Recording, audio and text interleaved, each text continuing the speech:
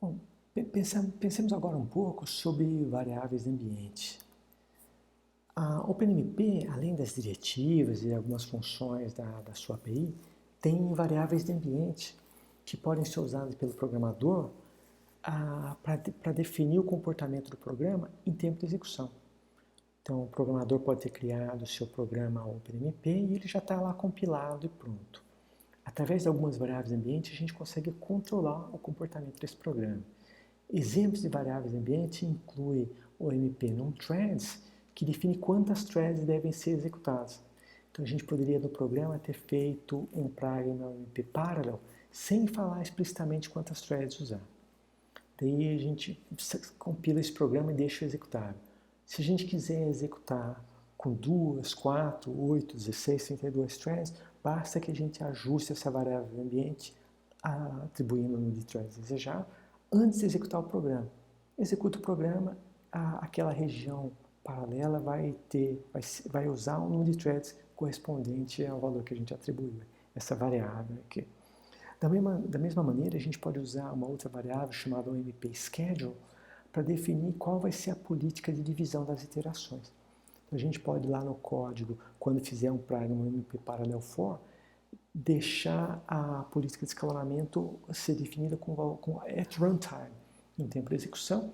A gente define a variável do ambiente e submete a execução no programa e controla isso dinamicamente. Eu listei aqui algumas outras variáveis do ambiente, tem uma lista maior lá no material, serve para a gente ter uma ideia do que dá para fazer e veremos mais detalhes depois. Bom, vamos quase fechando aqui. O que a gente conclui? Esse bate-papo foi bastante rápido, para mim pelo menos, para você deve ter sido infinito. Ainda bem que o Google tem mecanismos de playback speed, né, para controlar quão rápido é possível assistir às aulas, né? Bom, mas vamos tentar fechar aqui. O que a gente viu de OpenMP? Qual é a lógica aqui? O modelo de programação com OpenMP serve para computadores multiprocessados e com memória compartilhada. Nesses ambientes multiprocessados com memória compartilhada, é comum que a gente programe usando múltiplas threads, crie aplicações paralelas com múltiplas threads. Com o OpenMP, em vez de o programador ter que ficar analisando o código, fazendo chamada de pthread create, pthread join, sincronizações, etc., aqui controles, barreiras, semáforos, etc., o programador não esquenta com nada disso. Ele usa as extensões do OpenMP para colocar marcações dentro do código, falando, compilador, cria um time de threads para executar esse bloco aqui, pronto. E aí ainda pode falar, esse bloco de código aqui vai ser replicado. Ou, esse bloco de código que vem aqui vai ser dividido entre as múltiplas threads. Ou, esse for que vem a seguir deve ter suas iterações divididas entre tantas threads e pronto. Tá? Então, o modelo de programação com o OpenMP é bastante simples. Ele é feito pelo programador dando dicas para o compilador de qual região deve ser paralelizada para replicação ou divisão e como isso deve acontecer. A gente viu que o OpenMP também tem mecanismos para a criação de tarefas, que são atividades que ficam numa lista de atividades que as threads do time têm para executar. O esforço do programador é muito mais simples do que gerenciar o uso da biblioteca de threads. E ele pode focar só nas experimentações, controla, vê quantas threads vale a pena usar para cada caso e pronto. E esse é o ponto que a gente vê agora, né? A paralisação sempre vale a pena? Depende.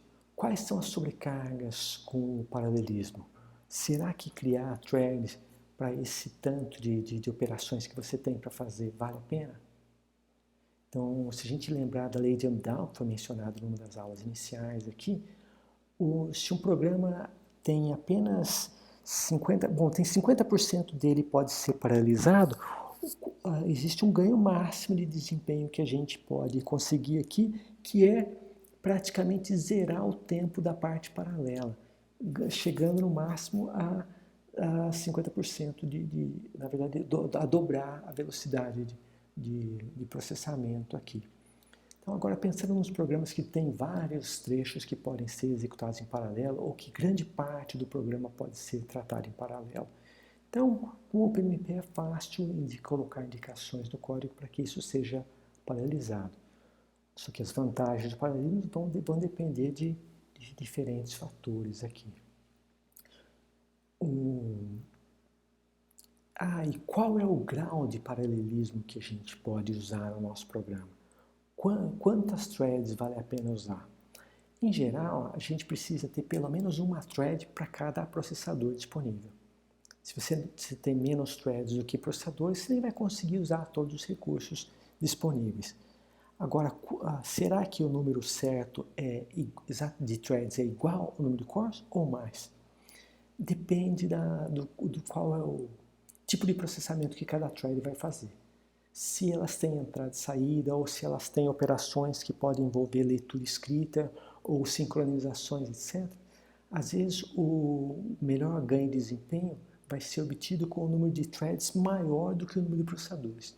E tem outras situações em que a concorrência pelo acesso a barramentos de memória e outros elementos compartilhados do seu sistema pode limitar um pouco mais as vantagens de aumentar o paralelismo. Bom, o que fica para a gente aqui é que o programador vai poder experimentar mais facilmente com o OpenMP. Ele não vai precisar ficar mexendo o código, recompilando, mexendo, criando mais threads, etc.